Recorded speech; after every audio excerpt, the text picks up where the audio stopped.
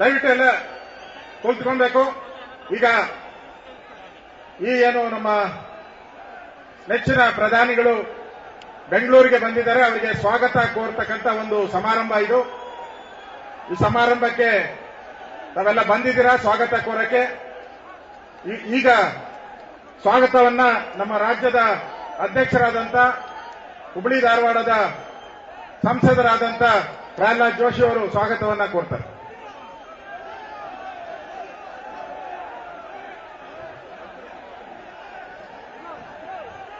बोलो भारत माता की, प्रधानमंत्री नरेंद्र मोदी ಅವರಿಗೆ, ಪ್ರಧಾನಮಂತ್ರಿ ನರೇಂದ್ರ ಮೋದಿ ಅವರಿಗೆ बोलो भारत माता की. ಸ್ನೇಹಿತರೆ, ಸನ್ಮಾನ್ಯ ನರೇಂದ್ರ ಮೋದಿ ಅವರು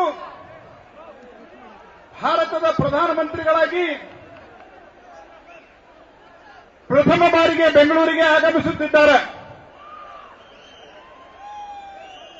ಸದೃಢ ಸರ್ಕಾರ ಮತ್ತು ಸಬ್ಕೆ ಸಾಥ್ ಸಬ್ಕೆ ವಿಕಾಸ್ ಈ ಘೋಷಣೆಯನ್ನ ಜಗತ್ತಿನ ಅಮೆರಿಕಾದಿಂದ ಹಿಡ್ಕೊಂಡು ಇಂಗ್ಲೆಂಡಿನವರೆಗೆ ಎಲ್ಲರೂ ಅದನ್ನು ಜಪಿಸುವ ರೀತಿಯಲ್ಲಿ ಆಡಳಿತವನ್ನು ಕೊಡ್ತಾ ಇರುವಂತಹ, ಜಗತ್ತಿನಲ್ಲಿ ಭಾರತ ಮಾತೆಯ ಗೌರವವನ್ನು ಎತ್ತರಿಸಲಿಕ್ಕೆ 14-16 ಗಂಟೆಗಳ ಕಾಲ ಪರಿಶ್ರಮ ವಹಿಸ್ತಾ ಇರುವಂತಹ ನೆಚ್ಚಿನ ಪ್ರಧಾನಮಂತ್ರಿಗಳಾದಂತಹ ಭಾರತ ಮಾತೆಯ ಹೆಮ್ಮೆಯ ಪುತ್ರ ಸನ್ಮಾನ್ಯ ನರೇಂದ್ರ ಮೋದಿ ಅವರಿಗೆ ತಮ್ಮೆಲ್ಲರ ಪರವಾಗಿ ಹೃತ್ಪೂರ್ವಕವಾಗಿ ಸ್ವಾಗತಿಸ್ತಾ ಇದ್ದೇನೆ. I welcome Shri Narendra Modiji, who is proud son of Bharat Mata on all of your behalf. ಸ್ನೇಹಿತರೆ, ಅದೇ ರೀತಿ ನಮ್ಮ ನಾಯಕರು ಮಾಜಿ ಮುಖ್ಯಮಂತ್ರಿಗಳಾದಂತಹ ಸನ್ಮಾನ್ಯ ಯಡಿಯೂರಪ್ಪನವರನ್ನ, ಸನ್ಮಾನ್ಯ ಅನಂತಕುಮಾರ್ ಅವರನ್ನ, ಕೇಂದ್ರ ಮಂತ್ರಿಗಳಾದಂತಹ ಅನಂತಕುಮಾರ್ ಅವರನ್ನ, ಕೇಂದ್ರ ಮಂತ್ರಿಗಳಾದಂತಹ ಸನ್ಮಾನ್ಯ ಸದಾನಂದ ಗೌಡರನ್ನ, ಸನ್ಮಾನ್ಯ ಸಿದ್ದೇಶಣ್ಣ ಅವರು ಸಿವಿಲ್ ಏವಿಯೇಷನ್ ಮಂತ್ರಿಗಳು, ಸನ್ಮಾನ್ಯ ಜಗದೀಶ್ ಶೆಟ್ಟರ್ ಅವರು ವಿರೋಧ ಪಕ್ಷದ ನಾಯಕರು ಮಾಜಿ ಮುಖ್ಯಮಂತ್ರಿಗಳು, ಸನ್ಮಾನ್ಯ ಈಶ್ವರಪ್ಪನವರು ಸನ್ಮಾನ್ಯ ಮಾಜಿ ಉಪಮುಖ್ಯಮಂತ್ರಿಗಳು ಮಾಜಿ ಅಧ್ಯಕ್ಷರು, ಸನ್ಮಾನ್ಯ ಆರ್ ಅಶೋಕ್ ಅವರು ಮಾಜಿ ಉಪಮುಖ್ಯಮಂತ್ರಿಗಳು ವಿರೋಧ ಪಕ್ಷದ ಉಪನಾಯಕರು, ಸನ್ಮಾನ್ಯ ಅರವಿಂದ್ ಲಿಂಬಾವಳಿ ಅವರು, ಬೆಂಗಳೂರಿನ ಮೇಯರ್ ಆದಂತಹ ಶಾಂತಕುಮಾರಿ ಅವರು, ಸನ್ಮಾನ್ಯ ಪಿಸಿ ಮೋಹನ್ ಅವರು, ಶ್ರೀ ರಘು ಅವರು ಹಾಗೂ ಸುಬ್ಬಣ್ಣ ಅವರನ್ನ ಎಲ್ಲರನ್ನೂ ಹೃತ್ಪೂರ್ವಕವಾಗಿ ಸ್ವಾಗತಿಸಿ, ಈಗ ಬೆಂಗಳೂರು ಮಹಾನಗರದ ಮತ್ತು ರಾಜ್ಯದ ಪರವಾಗಿ ನರೇಂದ್ರ ಮೋದಿ ಅವರು ಮೊದಲನೇ ಬಾರಿಗೆ ಆಗಮಿಸಿರುವಂತಹ ಹಿನ್ನೆಲೆಯಲ್ಲಿ ಅವರಿಗೆ ಒಂದು ಸನ್ಮಾನವನ್ನು ಮಾಡಿದ ನಂತರ ನಿಮ್ಮ ಪೇಷನ್ಸ್ ಅನ್ನ ನಾವು ಪರೀಕ್ಷೆ ಮಾಡಲಿಕ್ಕೆ ಹೋಗುವುದಿಲ್ಲ. ಈ ಸನ್ಮಾನದ ನಂತರ ಸನ್ಮಾನ್ಯ ನರೇಂದ್ರ ಮೋದಿ ಅವರು ನಮ್ಮನ್ನೆಲ್ಲ ಉದ್ದೇಶಿಸಿ ಮಾತನಾಡಲಿದ್ದಾರೆ.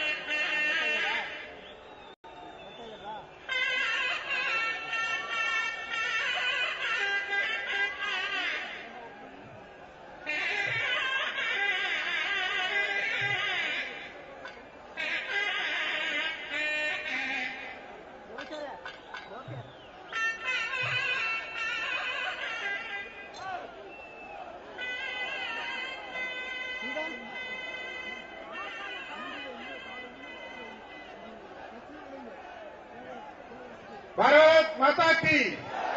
ನಮ್ಮ ನೆಚ್ಚಿನ ಪ್ರಧಾನಮಂತ್ರಿಗಳು ತಮ್ಮನ್ನ ಉದ್ದೇಶಿಸಿ ಭಾಷಣವನ್ನು ಮಾಡಲಿದ್ದಾರೆ.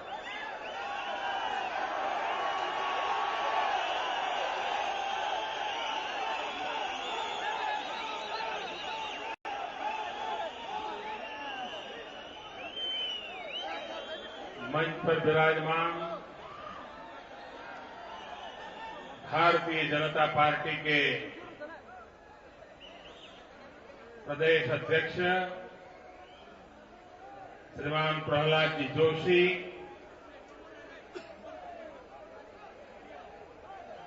मंत्री परिषद के केंद्र में मेरे साथी, पार्टी के सभी वरिष्ठ पदाधिकारी और विशाल संख्या में पधारे हुए बंगलुरु के प्यारे भाई और बहनों,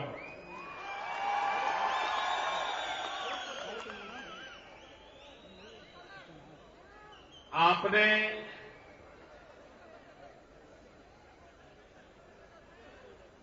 जन समर्थन देकर के दिल्ली में एक स्थिर सरकार को जन्म दिया, मजबूत सरकार को जन्म दिया, पूर्ण बहुमत वाली सरकार को जन्म दिया। 30 साल के बाद पहली बार पूर्ण बहुमत के साथ दिल्ली में आपने सरकार बनाई, लेकिन सरकार बनने के बाद मैं आपके बीच आकर के आपने जो जन समर्थन दिया, भारतीय जनता पार्टी को जो शक्ति दी, देश को लंबे अरसे के बाद स्थिर सरकार दी, इसके लिए यहां आकर के मुझे आज कर्नाटक के सभी भाइयों बहनों का धन्यवाद करने का अवसर मिला है।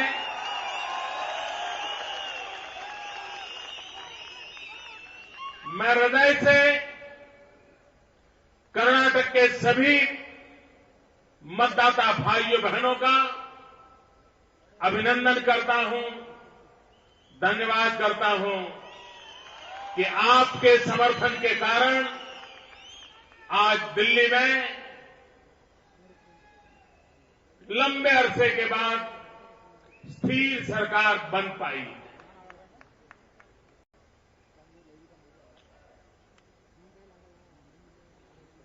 कर्नाटक में आज पहली बार आया हूं।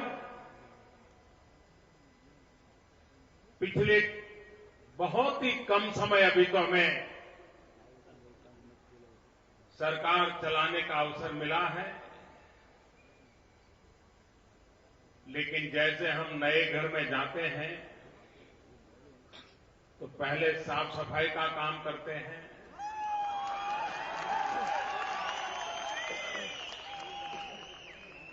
पहले जनता ने सफाई की, अब हम सफाई कर रहे हैं।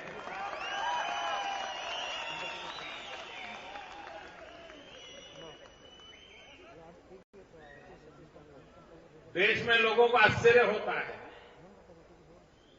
क्या नई सरकार को ये काम भी करना पड़ेगा? लेकिन आपको हैरानी होगी, ये काम भी मुझे करना पड़ रहा है। इतना ही नहीं, परसों 25 सितंबर पंडित दीनदयाल उपाध्याय जी की जन्म जयंती है। हम सबके वो प्रेरणा पुरुष रहे हैं। हमने 25 सितंबर से 10 अक्टूबर भारत सरकार के जितने भी मंत्रालय हैं, उसमें बहुत बड़ा सफाई का अभियान रखा है। Okay sir, thank you. इतना ही नहीं, हमारे देश में इतने बड़ा कानूनों का जंगल बन गया है, इतने सारे कानून बने हुए हैं, जिन कानूनों की आज कोई प्रासंगिकता ही नहीं, मेरा जा रहा है तुम्हारे चैनल पे, कोई उपयोगिता नहीं है। अगर सरकार तेज चलानी है, सरकार को सीधे रास्ते पर दौड़ाना है, तो ये जो कानूनों का जंगल बनाया गया है, उनको भी साफ करने की जरूरत है।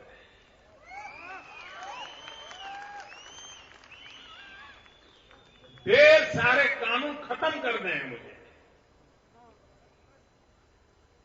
पहले सरकारें कानून बनाने का गर्व करते थे, उनको आनंद आता था, हमने ये कानून बनाया, हमने वो कानून बनाया। मैंने ठान ली है सारे बिन उपयोगी कानूनों को खत्म कर देना।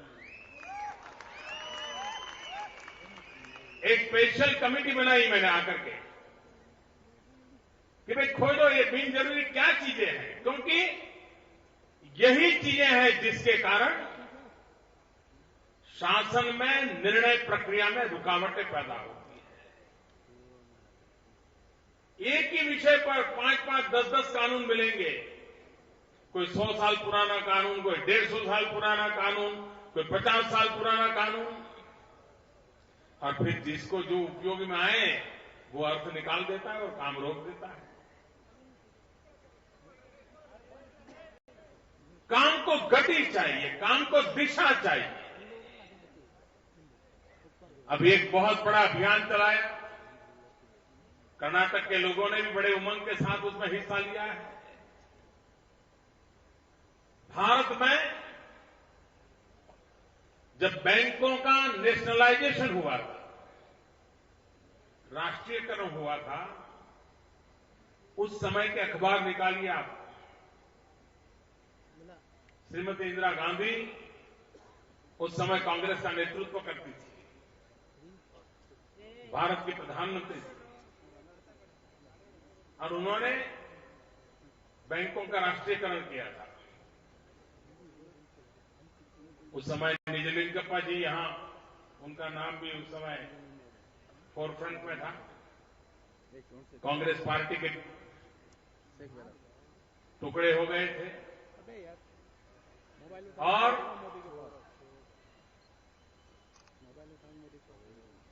जब बैंकों का राष्ट्रीयकरण किया गया तब कहा गया था कि बैंक गरीबों के लिए होनी चाहिए,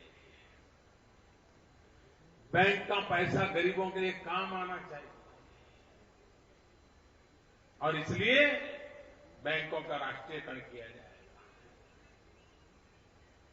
30-40 साल बीत गए, लेकिन ये बैंक गरीबों के काम नहीं आई। गरीब को तो कर्ज लेना पड़ता था, वो शाहूकार के घर जाता था, जो भी पूंजी है गिरवी रख देता था। पत्नी का मंगलसूत्र हो, वो शाहूकार के यहां रख देता था, 200-500 रुपया लाता था, और ब्याज के चक्कर में ऐसा फंस जाता था कि वो कभी मंगलसूत्र घर वापस नहीं आता था। वो ब्याज देता ही रहता था, पैसे कभी जमा नहीं करवा पाता था। किसान कर्ज लेता था, आत्महत्या करने के लिए मजबूर होता था। एक फसल खराब हो गई, वो जीवन मृत्यु का जंग लड़ने के लिए मजबूर हो जाता था।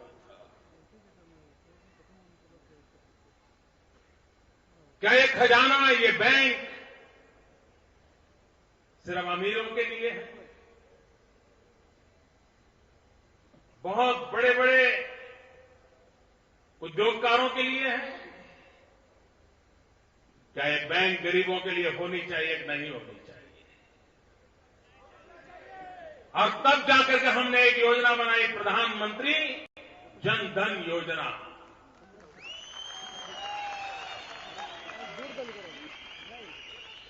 देश में आधे लोग वो अर्थव्यवस्था की मुख्य धारा में ही नहीं थे, और मैं देश भर के बैंक को चलाने वाले सभी छोटे मोटे मुलाजिम को अभिनंदन करता हूं कि मेरे एक आह्वान पर इतने कम समय में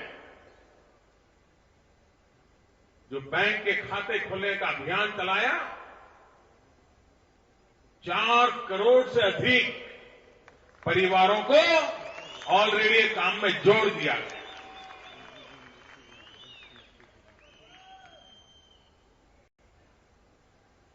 अब उनको साहूकार के पास नहीं जाना पड़ेगा। और जब बैंक अकाउंट खोलने की योजना बनाई थी तब तो कहा था कि 0 बैलेंस से अकाउंट खोलेंगे, 1 रुपया भी नहीं है आपके पास, आप जाइए बैंक अकाउंट खुलेगा। लेकिन मेरे लिए खुशी की बात है, जब मैंने 1 हफ्ते पहले जब जानकारी ली थी, 0 बैलेंस के बावजूद भी खाता खुलने वाले का होने के बावजूद भी हमारे देश का गरीब भी सामाजिक जिम्मेवारियों को, संस्कारों को महत्व देता है और करीब 1500 करोड़ रुपया खाते खोलने में लोगों ने जमा करवाए।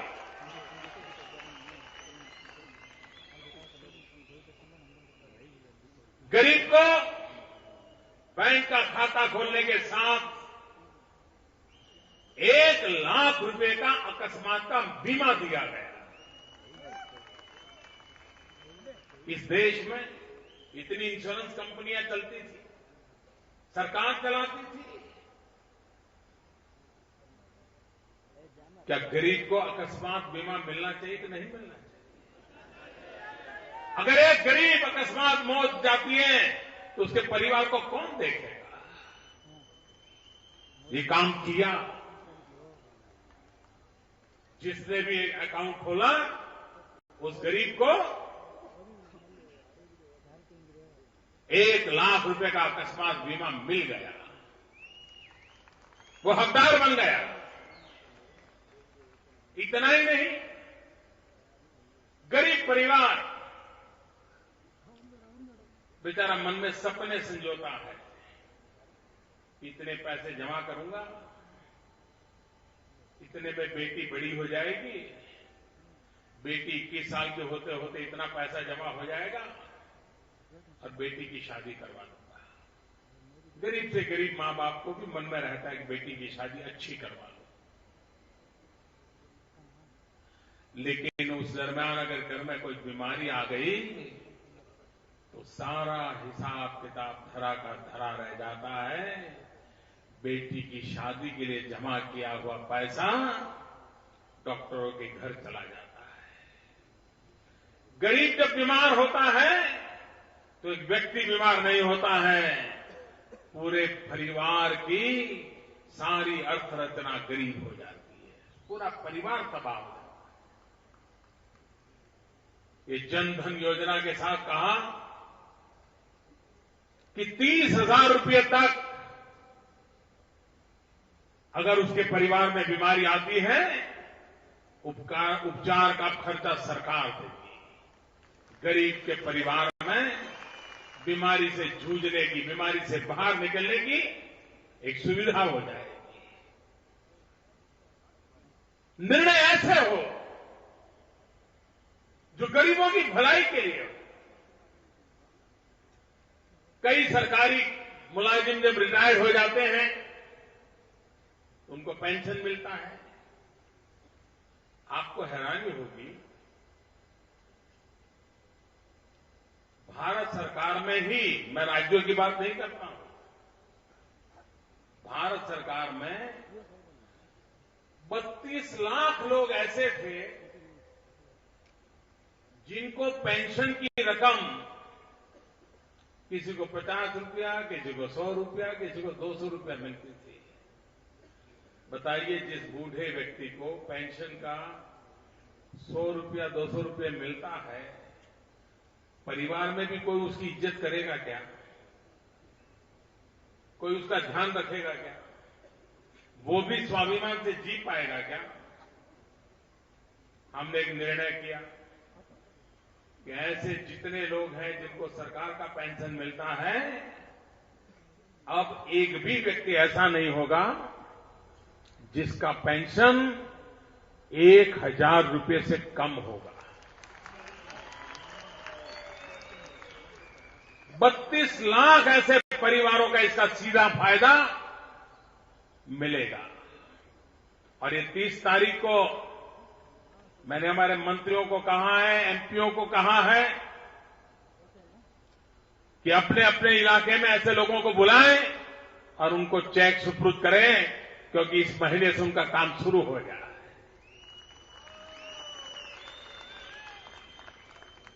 सरकार गरीबों के लिए होनी चाहिए। माताएं बहनें सम्मान के साथ जीवन जिए, उनकी शक्ति भी राष्ट्र के निर्माण में काम आए। हमारे देश का किसान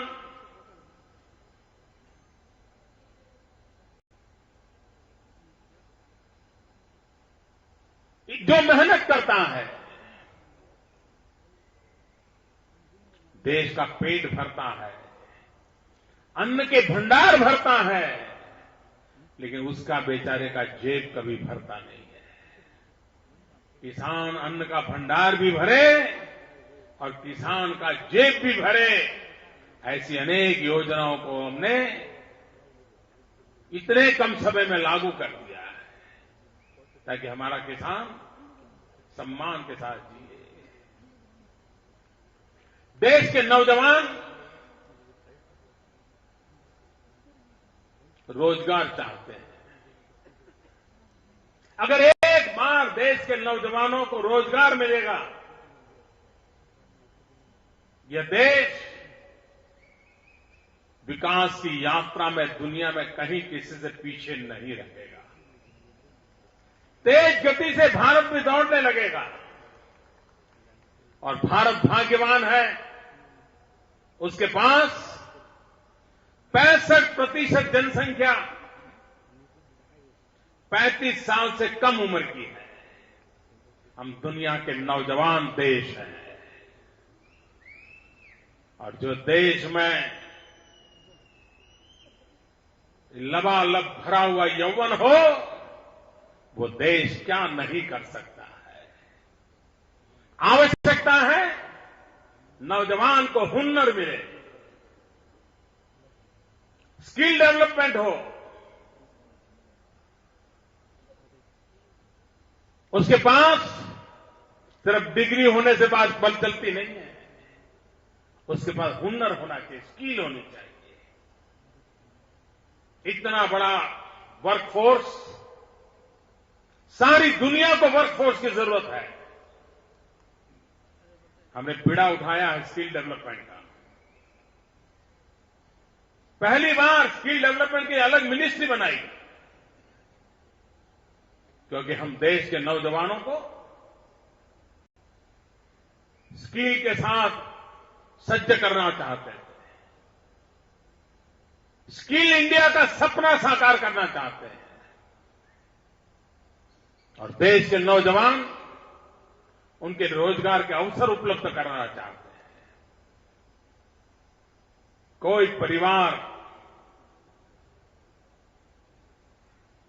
उसका बेटा बेरोजगार हो तो परिवार में सबसे ज्यादा परेशानी होती है। उस स्थिति को हमें बदलना है। एक और बीड़ा उठाया है, लेकिन वो काम न प्रधानमंत्री कर सकता है, न मुख्यमंत्री कर सकता है, न दिल्ली में बैठे हुए, सरकार में बैठे हुए बेंगलोर के हो या दिल्ली के हो मंत्री कर सकते हैं। वो काम ऐसा है सफाई का, स्वच्छता का। हम दुनिया के देशों में आजकल जाते आते हैं, हम टीवी पर भी दुनिया के देश देखते हैं, और जब दुनिया के देशों की सफाई देखते हैं, साफ सुथरे रास्ते देखते हैं, बगीचे साफ सुथरे देखते हैं, तो कभी हम भी अपने घर में बैठ करके बोलते हैं, देखो सिंगापुर तो कितना साफ सुथरा लगता है, दुबई कितना साफ सुथरा लगता है, फलाना कितना साफ सुथरा लगता है, हमारा देश क्यों साफ सुथरा नहीं होता है? जरा हम अपने आत्मा को पूछें। अगर हम तय करें, 125 करोड़ देशवासी तय करें कि मैं गंदगी नहीं करूंगा,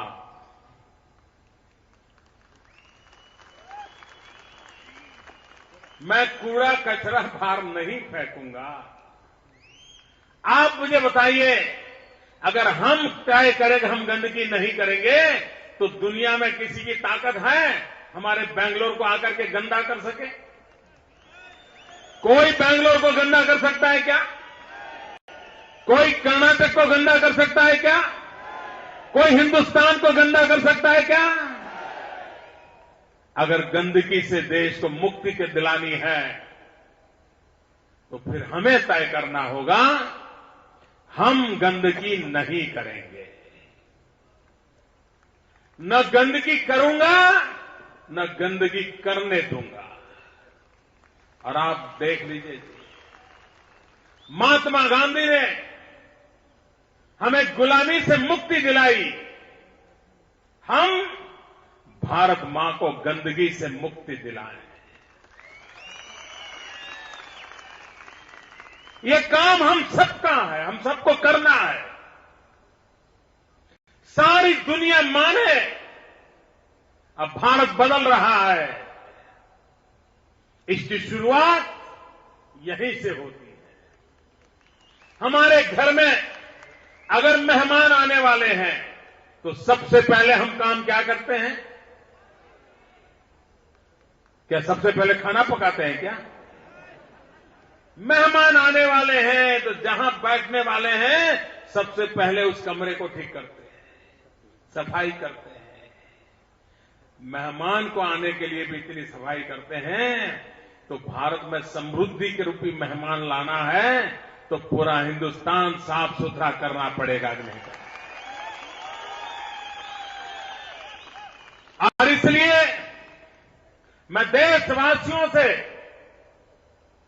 भिक्षा मांग रहा हूं। मैं देशवासियों के पास भिक्षा मांगने के लिए निकला हूं। मैं भिक्षा में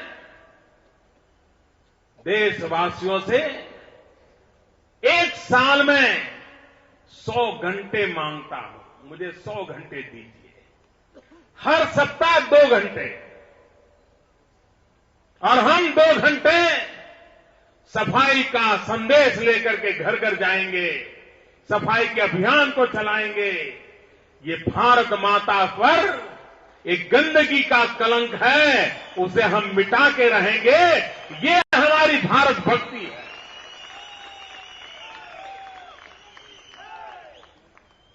भारत मां की सेवा करने के लिए हर किसी को सीमा पर जाकर के दुश्मनों से गोलियां झेलने का नसीब नहीं आता है। भारत मां की सेवा करने के लिए हर किसी के नसीब में फांसी के तख्त पर चढ़ने का अवसर नहीं आता है।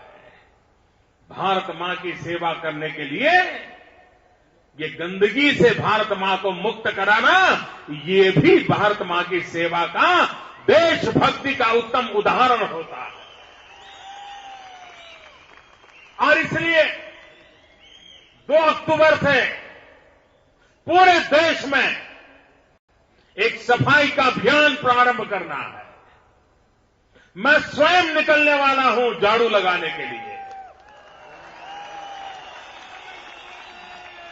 मैं सारे देशवासियों को आग्रह करता हूं, जब दिवाली आती है तो हम कैसे महीने भर पहले से घर की सफाई में लग जाते हैं।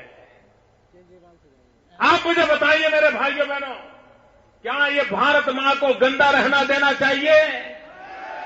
ये भारत मां को गंदगी से मुक्त करना चाहिए? क्या ये जिम्मेवारी हम उठाएंगे? सारे देशवासी उठाएंगे? आप मुझे हर साल कम से कम 100 घंटे देंगे? संकल्प करते हैं? भाइयों बहनों, देश को बदलना है तो देश की सूरत भी बदलनी है।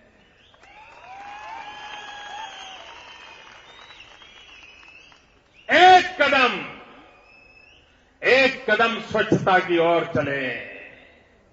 आप देखिए, हमारा देश दुनिया के सामने सीना तान के खड़ा हो जाएगा।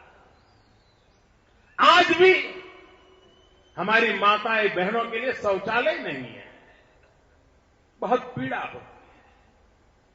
मां बहनों को सम्मान कैसे मिलेगा?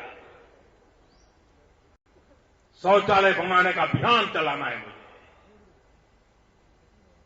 आज भी हमारे यहां कई स्कूल ऐसी हैं जहां बच्चियों के लिए अलग टॉयलेट नहीं है। मुझे छोटे छोटे काम करने हैं। लोग कभी कभी कहते हैं, अरे आप तो प्रधानमंत्री हो, ये छोटी छोटी बातें क्यों करते हो? भाइयों बहनों, मैं खुद ही बहुत छोटा हूं।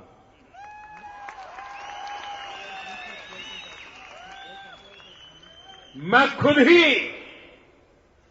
सामान्य परिवार से आया हूं और मुझे जो सौभाग्य मिला है सेवा करने का, वो शक्ति और समय मैं छोटे छोटे लोगों के लिए ही खपा देना चाहता हूं।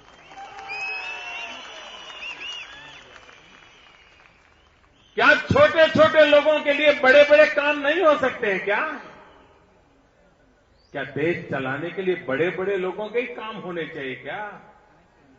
और इसलिए मैंने रास्ता चुना है इस देश के छोटे छोटे लोगों का काम करने का। और मुझे विश्वास है, छोटे छोटे लोगों के छोटे छोटे काम पूरी हिंदुस्तान को नई ऊंचाइयों पर लेकर जाकर के खड़े होंगे। ये मेरा विश्वास है, ये मेरा विश्वास है। उस विश्वास को लेकर के आगे बढ़ना है। और जो उमंग और उत्साह मैं देख रहा हूं मेरे सामने, मुझे विश्वास है ये छोटे छोटे लोग छोटे छोटे कामों के द्वारा भारत को अप्रतिम ऊंचाइयों पर ले जाएंगे। इस विश्वास के साथ हम आगे बढ़े। फिर एक बार आप सबका बहुत बहुत धन्यवाद। मेरे साथ पूरी ताकत से बोलिए, भारत माता की। ऐसे नहीं, दो मुट्ठी बंद करके पूरी ताकत से बोलिए, भारत माता की, भारत माता की, भारत माता की।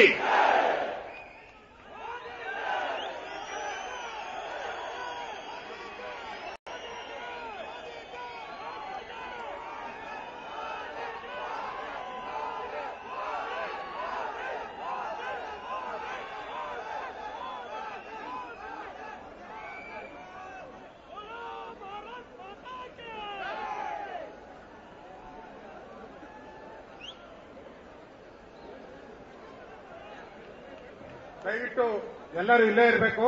ಕಾನ್ವಾಯ್ ಮೂವ್ ಆದ್ಮೇಲೆ ದಯವಿಟ್ಟು ಎಲ್ಲರೂ ಹೋಗ್ಬೇಕು. ಒಂದು 5 ನಿಮಿಷ ಅಷ್ಟೇ, 5 ನಿಮಿಷ. ದಯವಿಟ್ಟು ತಾವೆಲ್ಲ ಕಾರ್ಯಕ್ರಮಕ್ಕೆ ಬಂದು ಈ ಕಾರ್ಯಕ್ರಮಕ್ಕೆ ನಮ್ಮ ಪ್ರಧಾನಮಂತ್ರಿಗೆ ಸ್ವಾಗತವನ್ನ ಕೋರಿದ್ದೀರಾ. ಬೆಂಗಳೂರಿನ ಎಲ್ಲ ವಿಧಾನಸಭಾ ಕ್ಷೇತ್ರ, ಎಲ್ಲ ನನ್ನ ಮಹಾನಗರ ಪಾಲಿಕೆ ಸದಸ್ಯರು, ಎಲ್ಲ ನಮ್ಮ ಎಂಎಲ್ಎ ಎಂಎಲ್ಸಿ ಕಾರ್ಯಕರ್ತರು, ಪಕ್ಷದ ಎಲ್ಲ ನಾಯಕರಿಗೆ ಮತ್ತು ನಾಗರಿಕ ಬಂಧುಗಳಿಗೆ ಬಿಜೆಪಿ ಪರವಾಗಿ ಧನ್ಯವಾದಗಳು.